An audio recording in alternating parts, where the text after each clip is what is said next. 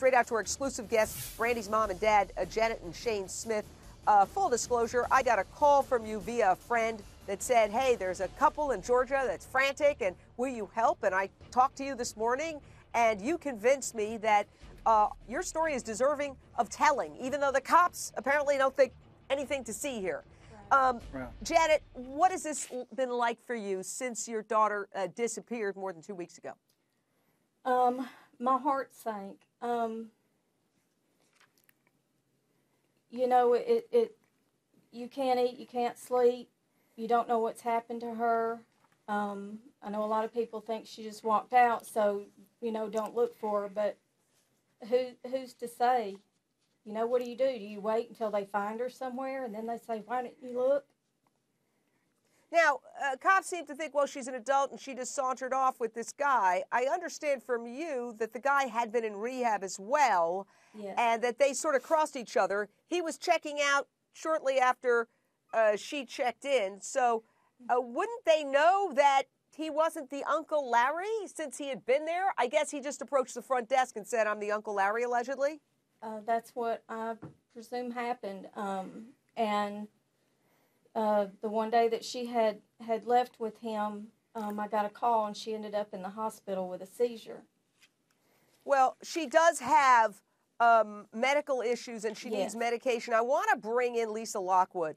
From my understanding, talking to this family, she doesn't have credit cards. She doesn't have a bank account. She has a kind of phone that's sort of a disposable phone. Could they still, if cops wanted to, could they track her cell phone pings even if it's a disposable phone?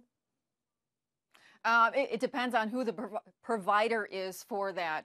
And even if they don't take an official missing person report, they certainly have the resources to go ahead and try and check out who Larry is. Call the rehab facility. Find out if Larry is somebody who's a person of interest. Does he have a background? What was the association that she had with him? Why did he come there and pick her up? That, to me, is suspicious enough. That's what's frustrating to me about this. Lonnie Coombs, former prosecutor, whereas Larry, Mystery Larry, was in rehab there, wherefore they know in that rehab center who Larry is, presumably. By the way, we've called them repeatedly. They're invited on any time, but the moms called the rehab and they won't give them information. I understand there are laws and they're abiding by the laws, but couldn't cops do something to get that information? Well, you know, there are the HIPAA laws. That's what you're referring to, Jane, and that protects any of the, you know, hospital or medical records of an individual.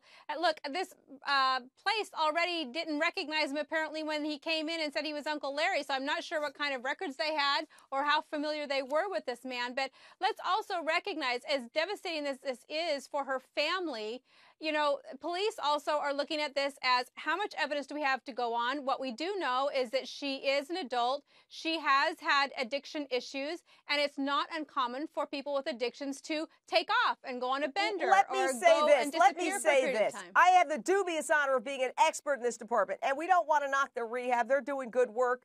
It's more that I think the officer should get a subpoena to get that information. But here's the thing. Simone Bien, I used to drink excessively. That's why I'm in recovery for 19 years, one day at a time. If I had disappeared 20 years ago, do you think that would have made me unworthy of being looked for? And I know about benders. You go on a bender for a couple of days or maybe a week. You don't disappear forever and fail to show up or even call anybody. She hasn't called any of her friends or her ex-boyfriend or the people who are looking after her 2 kids. Jane, it is such a tricky one, and I really wrestled with this, and I thought of you when I was trying to sort of get my mind around this. There is an argument that says, look, okay, alcoholism, it is a brain disease. So what, if she had cancer and found out she was going to die and she went missing, would we not look for her? Of course we'd look for her.